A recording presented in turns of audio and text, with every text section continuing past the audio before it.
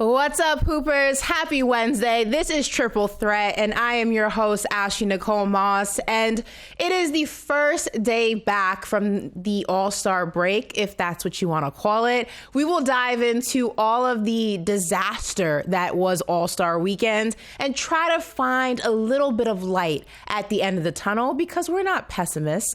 At least not completely, after all. But before we get into that, there is a conversation that has been circulating in the world of the NBA, on NBA Twitter, in the discourse that is the National Basketball Association. And it is a narrative that really grinds my gears. So I'm going to use this opening monologue as an opportunity to air my grievances with people who think that the next face of the NBA can't be and won't be an international player. Now, most recently, Stephen A. Smith had some interesting remarks about this very topic, and it was based on Anthony Edwards saying that Wemby is actually the face of the NBA. And he had this to say, quote, "I don't believe an international player can be the face of the NBA. The NBA is an American-born sport. My wish is that Anthony Edwards changes his mind."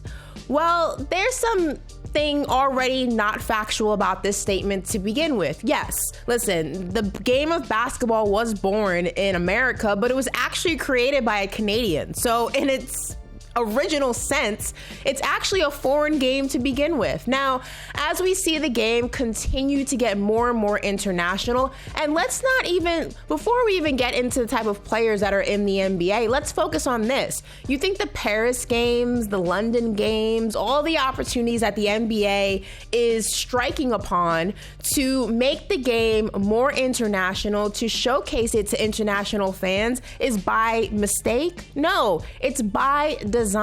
And as you look at the talent that continues to come into the league every single season, it becomes more and more international every single year.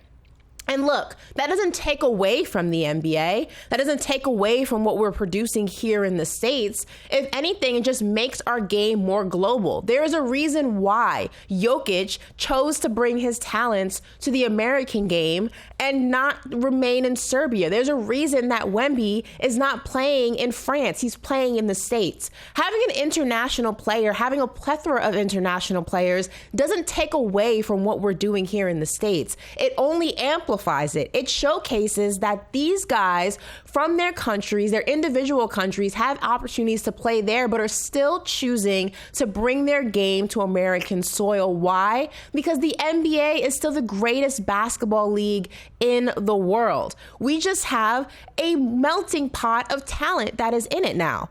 And I don't have an issue with the fact that the next face of the NBA is an international player. I mean, I think that Wemby would be a great face for the NBA. And if you look at the past 5-6 MVPs, they've all been international players. The game is continuing to change. There's no stopping it. There's no preventing it. This is just what the league looks like. So if you have an issue with the fact that the face of the NBA more than likely will be an international player, I have news for you.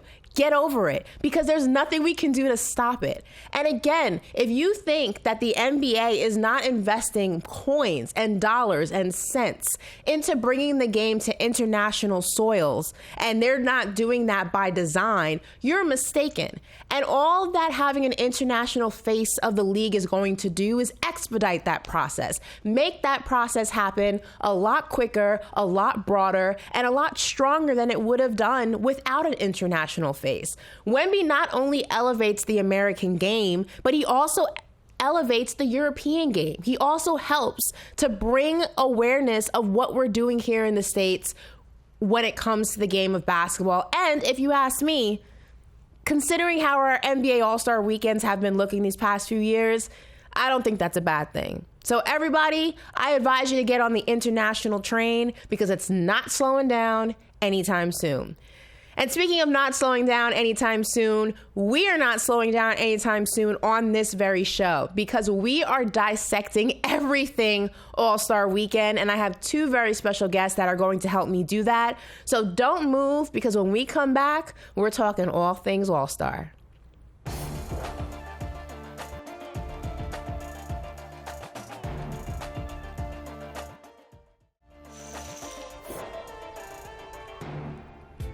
Yes, that is my tweet. I actually wrote that. No Photoshop here. I'm actually really heartbroken by this year's All-Star Weekend. Gonna have my longer thoughts ready for Triple Threat on Wednesday, which is today. But I love this sport. I grew up on this sport, and it's so much better than this. Some may say that was a little bit dramatic, but I've always been known to put on the dramatics. Ashley Nicole Moss here, joined by Brad Botkin, and joining us remotely, a very special guest, a 2011 world champion, Brendan Haywood, is joining the show today.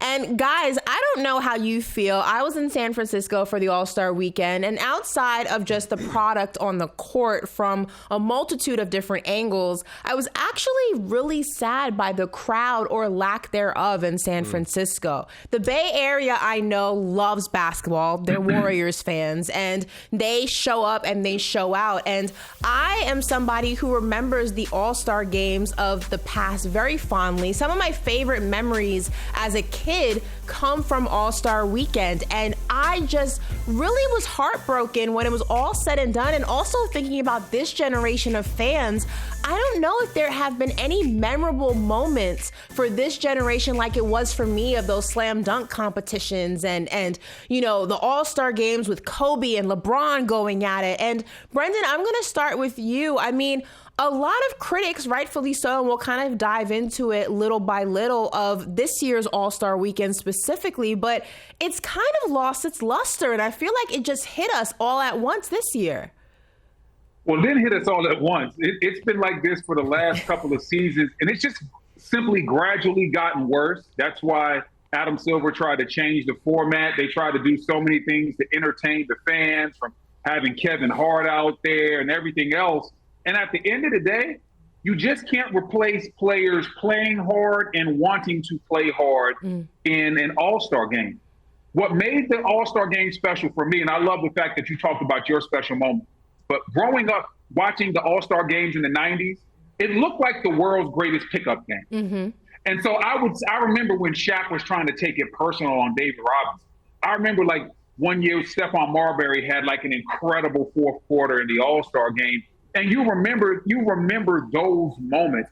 Go back to that iconic shot that Jordan hit over Sean Marion. This is Wizards Michael Jordan. Look how high Sean Marion was trying to get to block Jordan's shot on that game winner. It was just a different level of competition that I watched in the early 90s, in the mid 90s to the early 2000s. And somewhere along the line, the players stopped taking this game serious. And once the players stopped taking this game serious, the fans became very disinterested. They don't want to see guys run past each other and dunk. We want to see what happens when Steph comes down and hits a three and shimmies in somebody's face, and next thing you know, Trae Young comes right back at him. I want guys taking the All-Star game serious, kind of similar to Wemby was like the only guy that I saw him really, really taking it serious. Like, he was mad when guys were giving up dunks. We need that. And so the only way for this game to get back to respectability is if the faces of the league say as a collective, we're going to raise the level to what it used to be. Yeah.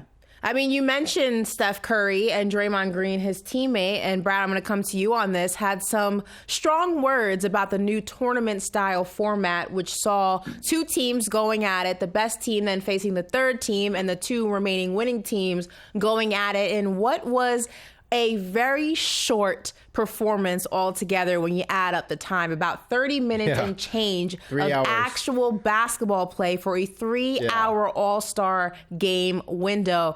Draymond had this to say about that new format. You work all year to be an all-star, and you get to play up to 40, and then you're done. This is so unfair to Victor Wembanyama, who just took this game really seriously, Shai Gilgeous-Alexander, who just took this game really seriously. When you talk about chasing after the points records, Melo and Kobe and all these guys who've had great scoring nights, they don't get the opportunity to do that with this game. Also, we can watch some rising stars. We're about to watch the Olympic team. Now we get the treat of watching the Olympic team play against a U19 team. Come on, what are we doing? This is ridiculous. Yeah, Kenny's team is done, by the way. Chuck won. Kenny's team was the one that's eliminated. Yes. Yeah, so SGA's still in it, Victor in it. But you're talking about the scoring records that we've heard. Tatum leading all scores, 55 a few years ago. It's harder to catch now. They can't do that. They don't get to etch their name in the history books. It's the reason you get an all-star, Kobe Bryant all-star MVP award. Scale of 1 to 10, your thoughts of the format? 10 being the best? Yes. A 0. Sucks. Same basketball.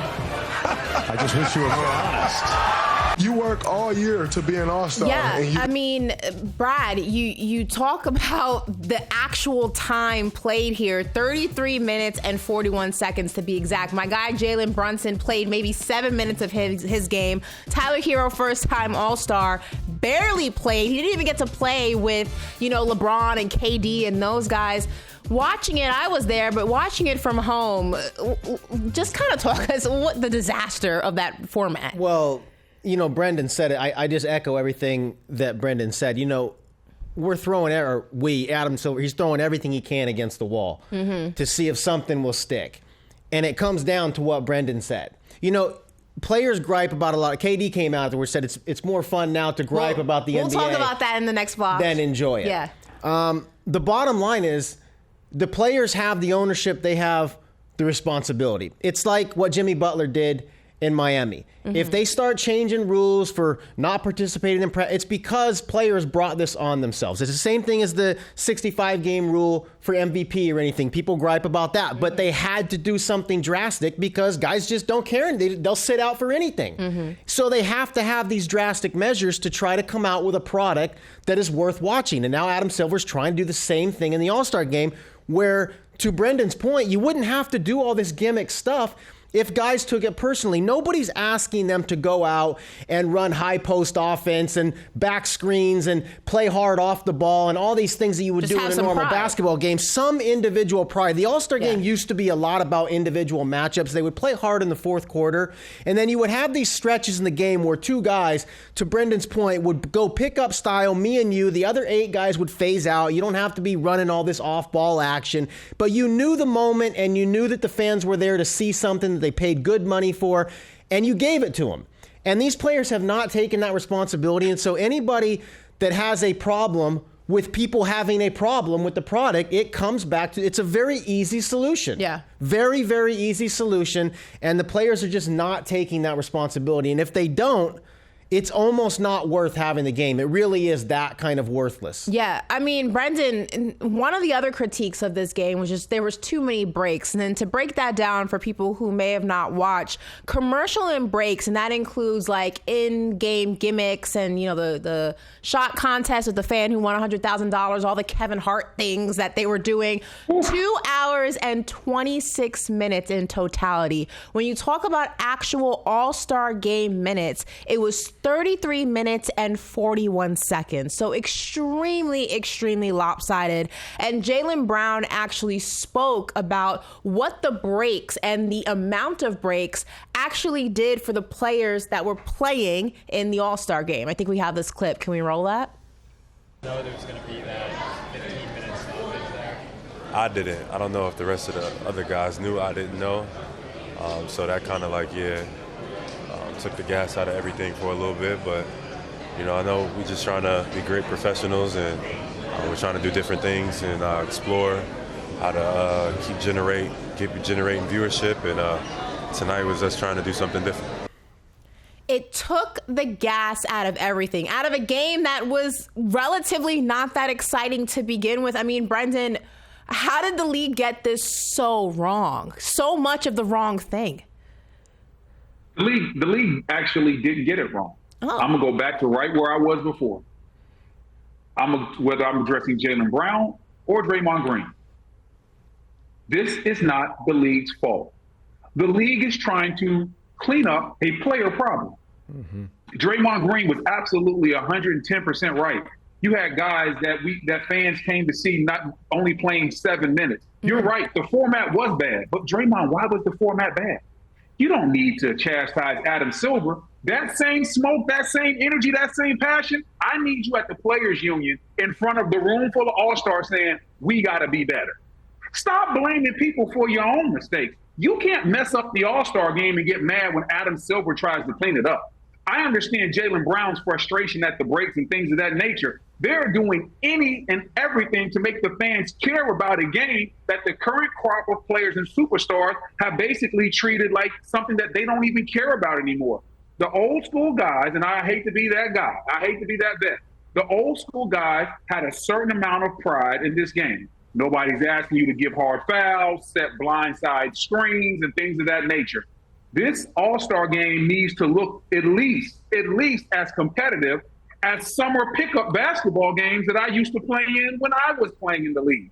Summer pickup basketball games were way more competitive than what the All-Star game has been the last couple of years, and that's what they have to get back to. So whether it's Jaylen Brown, whether it's Draymond Green, the league doesn't have a problem. The league is just fine. No matter what, they can run as many gimmicks as they want. There's no gimmick that mimics energy, hard work, and effort. You want to know what a lot of people are watching? The hockey game, because they was out there getting to it real quick. As soon as the puck goes down, fists go up. I'm not saying guys need to go out there and fight, but there got to be a sense of pride. And I love Draymond's passion, and I would tell Draymond this to his face. It is just misguided to blame this on the league and Adam Silver. He is simply trying to create a player effort, clean up a player effort problem. Yeah, I think definitely that's fair. And when we come back, we're going to talk about one of the players who has usually two sides to his personality. One makes you really love him and admire his dedication to his craft. And the other reminds you he's always going to stick up for his own.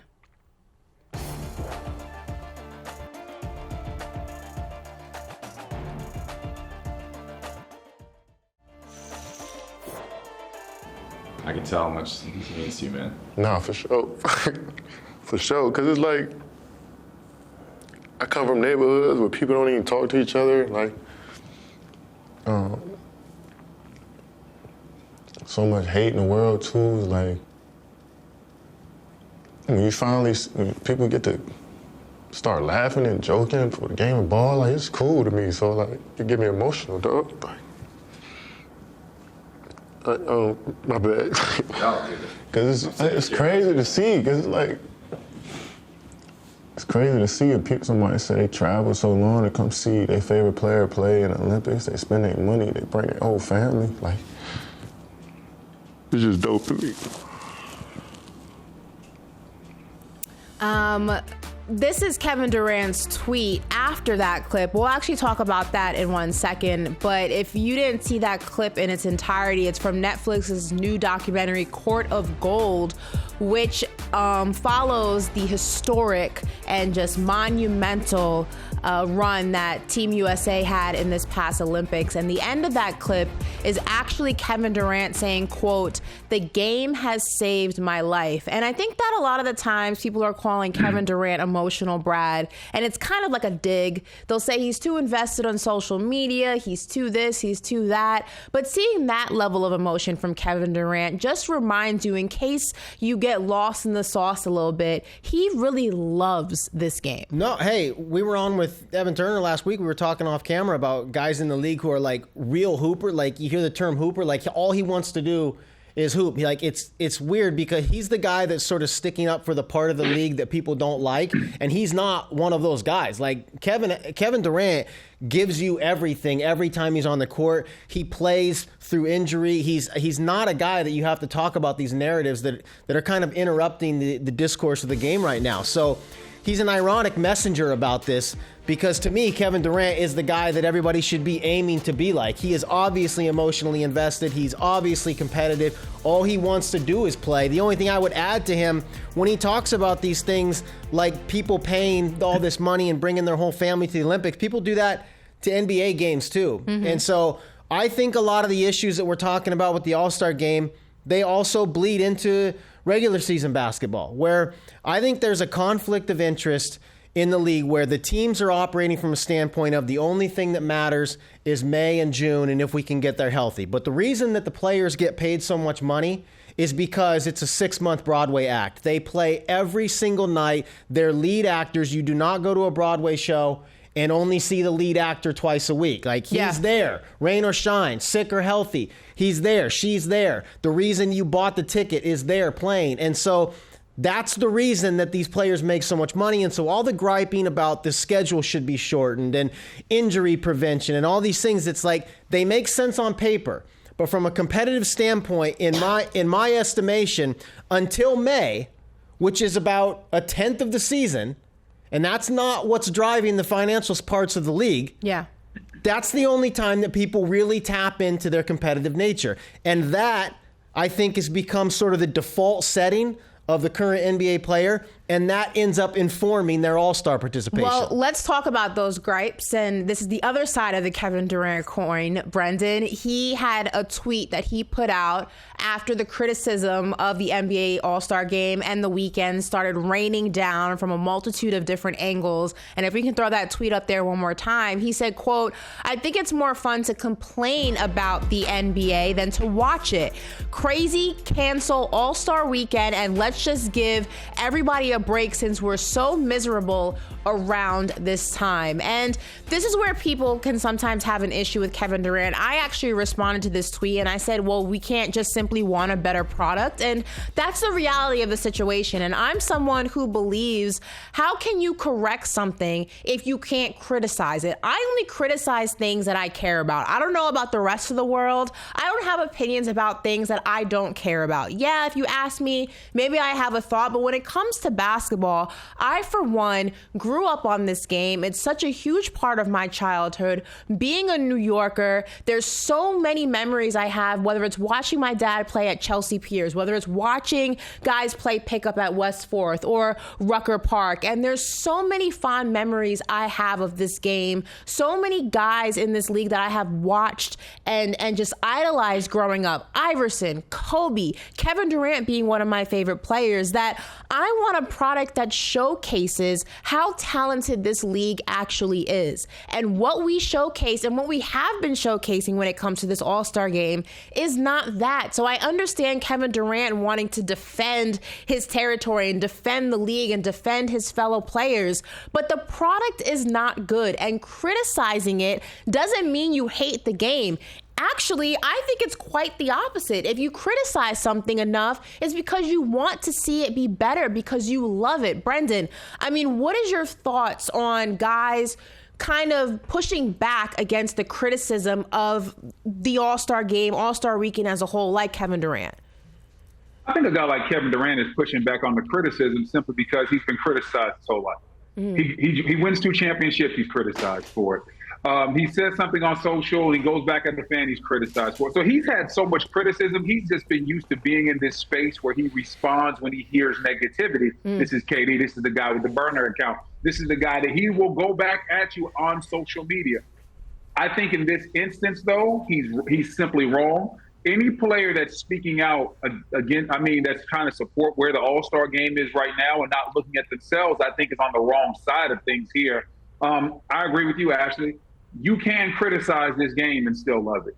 You can say, hey, we want better from you. Sometimes you criticize something, doesn't mean you don't like it. You would just like to see it be better. And right now the fans are saying what they're saying, and whether it's Kevin Durant, whether it's Draymond Green or anybody else, they're saying they want to get back to the competitive nature. And that's where we're at with it. I do love how vulnerable Kevin Durant was, though, at the beginning of that piece before we showed the tweet where he was just emotional about the game of basketball, because that's the side of Kevin Durant I love, where he's just going out there, hooping, leaving it all on the table. And on a nightly basis, when you watch Kevin Durant play, you never feel like you didn't get your money's worth. And that's what it's all about. Absolutely. You know, I have one thought on the All-Star Game that it does come back to the players putting in the effort and giving the fans the show that they want. There's no question. But I wonder if we've sort of outgrown the All-Star Game in the sense that back in the day, we weren't exposed to these players as often as we are now. Through whatever podcast they're on, League Pass, you can watch any team, any night, anywhere. You know, there used to be a sense of you didn't really get to see Iverson play in 2000, you know, anytime you wanted to. Maybe when he was on national television, maybe when he came to your market, you picked up a ticket. But we didn't see Anthony Edwards playing in Minnesota anytime we want. And I wonder if the league is sort of fighting against just the natural evolution of the way that we view the game now, where it's really like how exciting is it to watch Jason Tatum and Donovan Mitchell go back and forth, matching each other with 3-pointers? We watch that every week. But don't you think that there is still a desire, though, to, like Brendan was saying, the All-Star game essentially was supposed to be and was at one time the greatest pickup game of all time. And that's why people love watching the Olympics, because guys who don't play together coming together for an ultimate goal. That's what the All-Star game is supposed to be, with less at stake. It's true, but it almost emphasizes the point more, where the bar now is like, you can't, just the fact that you're seeing all these players together is not enough anymore. It's not enough. I think it is, you're getting to watch, Anthony Edwards, because you watch him all the time. So now the bar is even higher for the actual competition to excite fans. I just wonder about that. Brendan, what's your rebuttal? I don't think the bar is higher. The standard has been lowered. If the fans aren't saying we want you to do more than what was going on in the early 2000s or the 90s, just match that. So I think that you're telling me that if it's All-Star Sunday night and we're watching the game and Anthony Edwards comes down and hits a shot and he's chirping at let's say Devin Booker or somebody, or Jason Tatum, and Jason Tatum comes right back down. Yeah, I want to see you. And then they start going. Fans are going to love that. I agree. They're clamoring for a one-on-one tournament. I agree. Like, just think about if the players took it more serious. You got Anthony Edwards going out there saying what he has to say, making his claim to fame. Then you got a player going right back at him. Like, when you put the competitive nature back at it, like, that is what the fans really want to see. I'm telling you, I don't know if you've ever been to pick up basketball in the summertime and watch NBA players go at it. There's a certain competitive nature in there where it gets a little heated. Yeah. I guarantee you, if it's a floor full of the greatest players and it's like that, the fans are going to eat it up. I agree. The fans wanted to see LeBron in the All-Star game, but LeBron got to be better than that, too. That was sad. Was LeMissing. We're going to talk about that right after this break.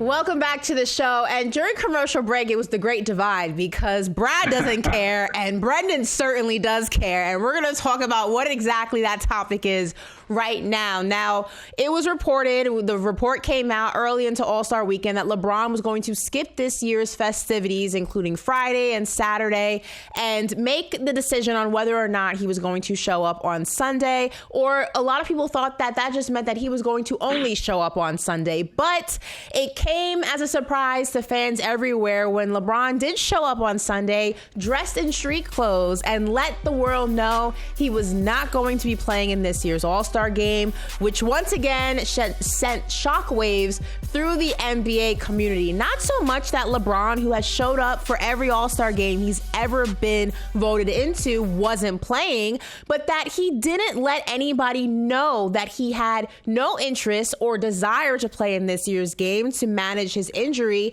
so the spot could have went to somebody else. And it divided the NBA Twitter world. It divides this very panel.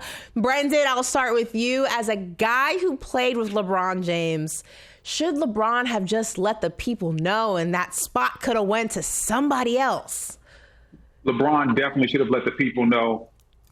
My last year in the league, I played with LeBron. And one of my friends said, man, how would you describe LeBron? Is he like a prima donna? I said, nah, he's one of the coolest, most down-to-earth superstars that you ever want to be around. I said, but I would tell you this. 90% of the time, it's regular cool LeBron James.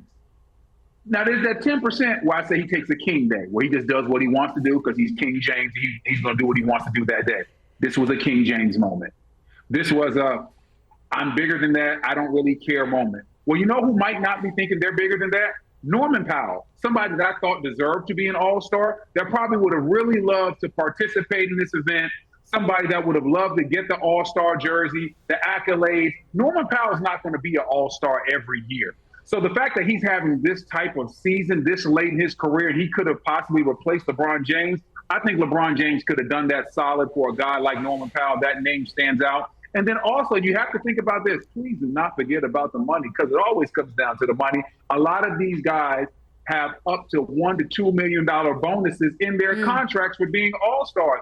listen, don't play with my money. Don't play with my chicken. LeBron, you got to go out there and at least give these guys a heads up so they can get somebody like Norman Powell in there so he gets to experience the opportunity and he might get a little bit extra bread on top of that. Now, Brad, do you care now? No, listen, I want to be clear about this. First of all, we need to clip everything that Brendan has said this whole show and just put, I mean, he's speaking nothing but truth this show. Okay.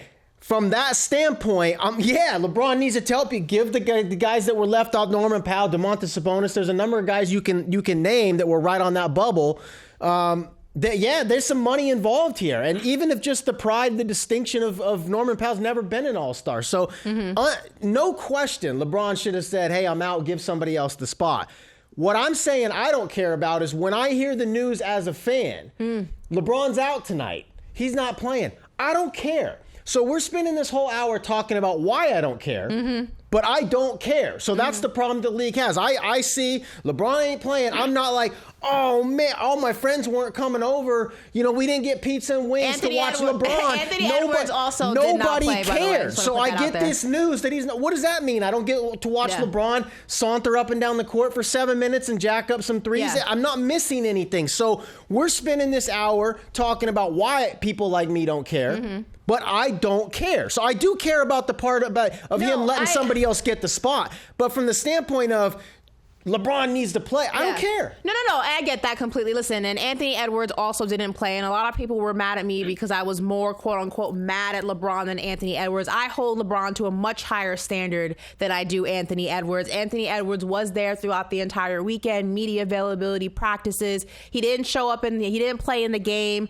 I understand why people are upset about that, but it's like LeBron, Anthony Edwards, that's just the name of the game. Heavy is the head that wears the crown, right? But for me, the fact that you don't care is really where the problem lies, right? Because here are my tweets. LeBron knows he's dead wrong for the timing of this announcement. There's some other tweets and whatnot regarding this situation. But here's what I find the most interesting, right?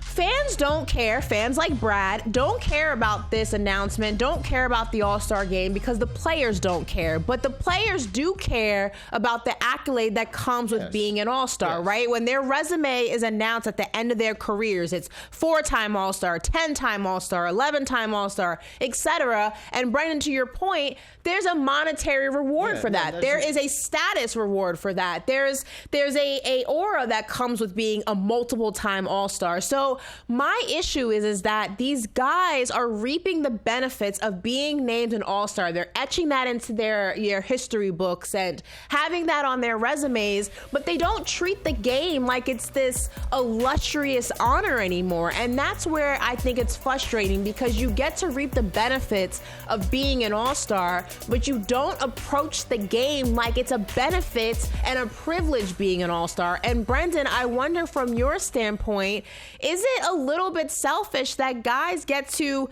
I'm an All-Star, a multiple-time All-Star, but then treat the game like it means nothing?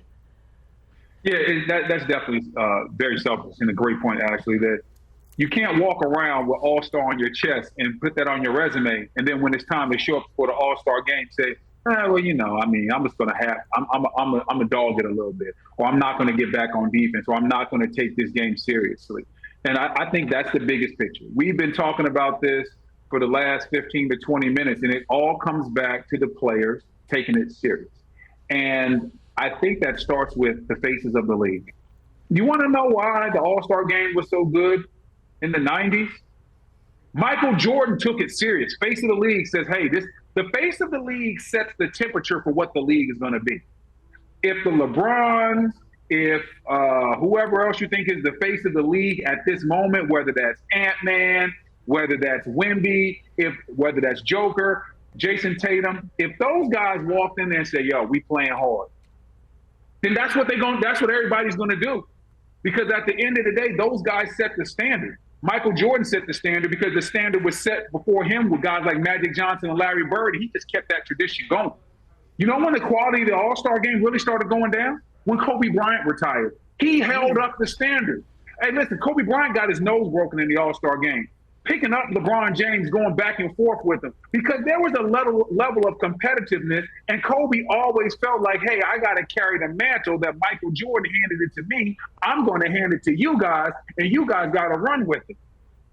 Well, no one's running with it right now. Everybody's running from it, and that is the problem. Brendan, are players in an all-star game, is there sort of an unspoken understanding that nobody really wants to look bad? And so we talk about competing. Part of competing now is missed shots. Part of competing is having your getting your handle ripped broken from you. If guys really start D'ing up, then fans will appreciate the competition, but I'm wondering from a player standpoint, it's like we just missed 6 straight shots because of the defense.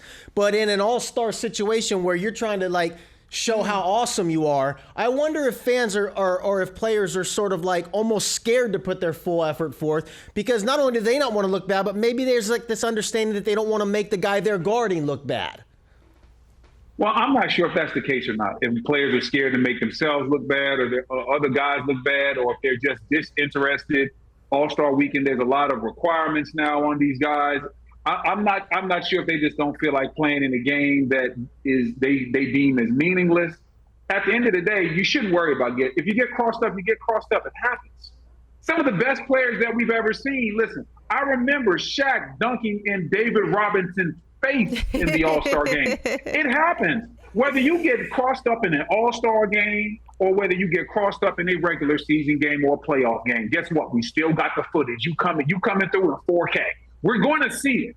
So at the end of the day, listen, strap it up, come out here, have your pride, go out there, give the fans what they want to see before the NBA All-Star Game becomes what the Pro Bowl is now to the NFL. Yeah, we don't want to see these guys playing. We don't want to see flag. We don't want to see flag football version of basketball. You know what? That's where the Pro Bowl is right now. It's true. It's true. But if we're gonna Wemby, as we saw, was not happy with the lack of effort. So if anything, if Wemby is the future of the NBA, I feel like the All-Star Game may have a slither of hope because Wemby's holding it down. There's a little bit of with basketball. If you're down at LA Fitness at lunchtime hoops, it's easier to hide in a basketball game. I always go back to baseball when it comes to All-Star. You can't hide from the guy. It's one-on-one. The guy on the mound's throwing 95, and the guy at the plate's trying to hit it. And you basically have to try. Yeah. There's all kinds of places in football and basketball to hide in a showcase setting. And you go see it in any pickup game you want. 2 guys are playing, and 8 guys are doing nothing. The players are taking advantage of those opportunities because they don't always have to be in the. That's just the nature of basketball. Well, I can tell you one thing: Brendan Haywood definitely was not hiding from the smoke today. Thank you so much for joining us. So we look forward to appreciate you guys for having me back, and we'll be back right after this.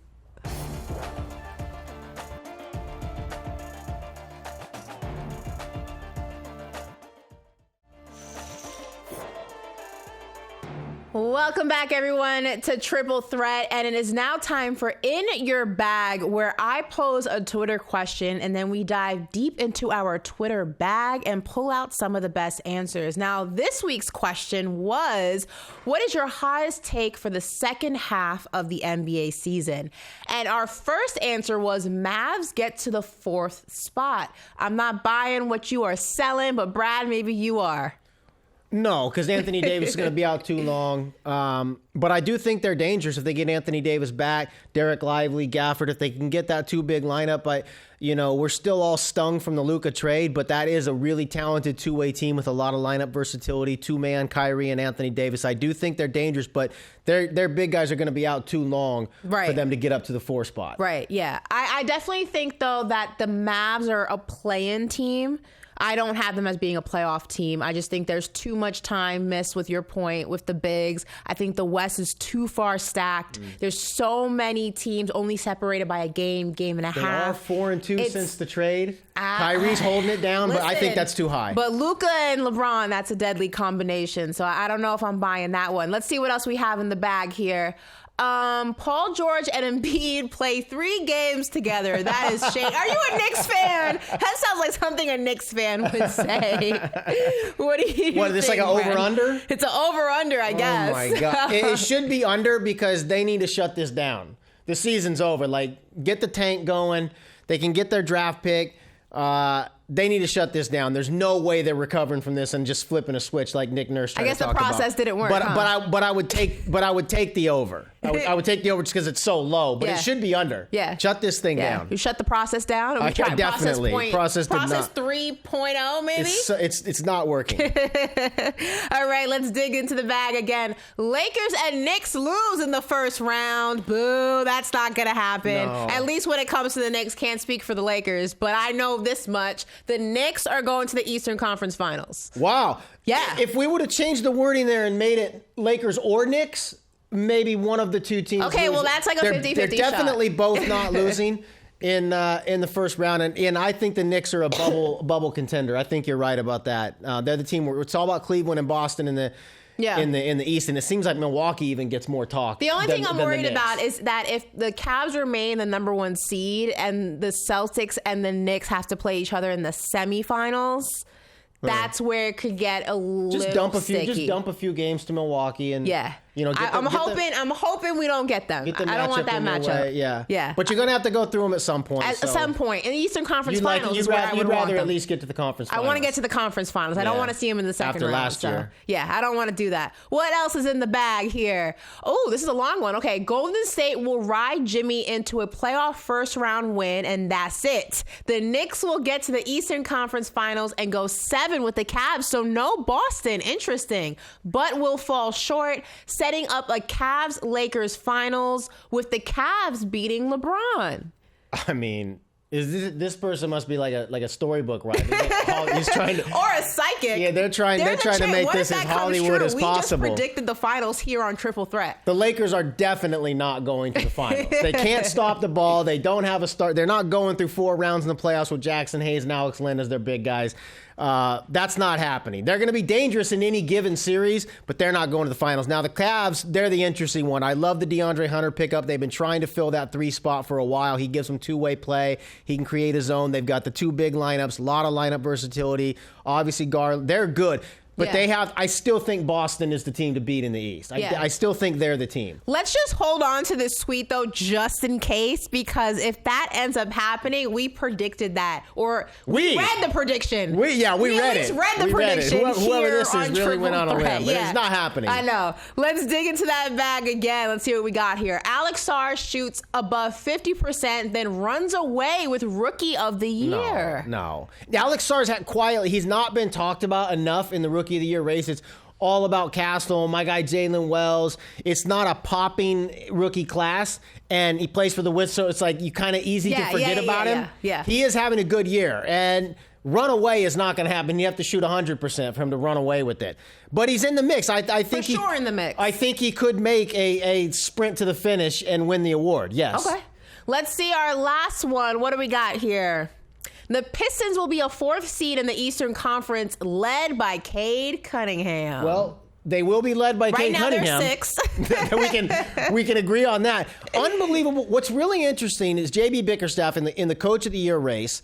It's really him and Kenny Atkinson. Right. And Kenny Atkinson is doing things that J.B. Bickerstaff couldn't do with Cleveland.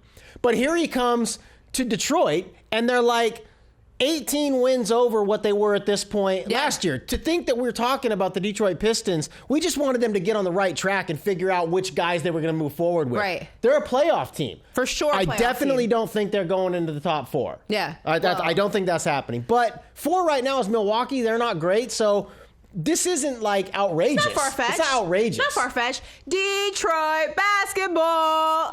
Listen, thank you so much to Brendan Haywood for bringing the smoke and bringing the fire. And as always, Brad Botkin. I'm Ashley Nicole Moss. If you missed any of the show, don't worry. The full episode of Triple Threat will be uploaded to the CBS Sports YouTube page. Scan this QR code and you can find us easily. And make sure you tap in with us next week, Wednesday, because we will be back with an all-new episode of Triple Threat. Go Knicks!